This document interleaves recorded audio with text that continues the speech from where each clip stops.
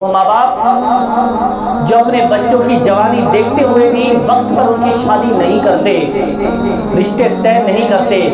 اور اولاد گناہوں کا شکار ہے، وہ ماں باپ بھی کان کھول کر سن لیں، وہ اپنی اولاد کی بربادی اور گناہوں میں برابر کے شریک ہیں۔ جہاں قیامت کے دن اولاد کو عذاب دیا جائے گا، وہاں ماں باپ کے گربان پکڑ کر بھی ان کو بھی جہنم میں دھونسا جائے گا، ان کو بھی سزائیں دی جائیں گی کہ جب قدرتی نظام کے تحت اللہ رب کریم نے اولاد کو بالغ کر دیا ہے، اس کا حق بنتا تھا، ماں باپ پر یہ ذمہ داری تھی کہ اس کی اچھی جگہ رشتہ طے کر کے بیٹی کی شادی کرے، بیٹے کی ذمہ داری کو ادا کرے، لیکن ماں باپ کو پرواہ نہیں ہے۔ ابھی 25 سال کی ہوئی ہے، ابھی MBA کرے گی، ابھی اس کے لیے کسی ڈاکٹر انجینئر کا بیرون ملک سے رشتہ آئے گا، نہ رشتہ آئے گا، نہ عزت کی حفاظت رہے گی، اس کی بالوں میں چاندنی آ گئی، وہ بھی دنیا سے بیزار، ماں باپ سے بیزار، اب گھر اجڑ رہا ہے، اب دوڑتے ہیں کہ کوئی حل بتا دے۔ اسی طرح جوان لڑکا ہو گیا، وہ ماں باپ سے شرم کے مارے نہیں کہتا گھر کو آباد کرے۔ اگر یہ نوجوان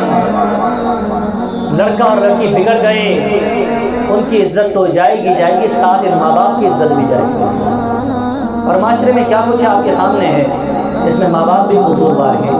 گھر کے بڑے بھائی ہیں تو وہ بھی قصوروار ہیں، گھر کے اور سرپرست ہیں تو وہ بھی قصوروار ہیں۔ اسلام نے آپ کو، شریعت نے آپ کو حکم دیا ہے، لڑکا اور لڑکی بالغ ہو جائے تو فوراً ان کا رشتہ ہے۔ زنا کو آسان اور نکاح کو مشکل کر دیا، جس معاشرے نے زنا کو آسان اور نکاح کو مشکل کر دیا، اس پر رحمتیں نہیں پھر عذاب اترا کرتے،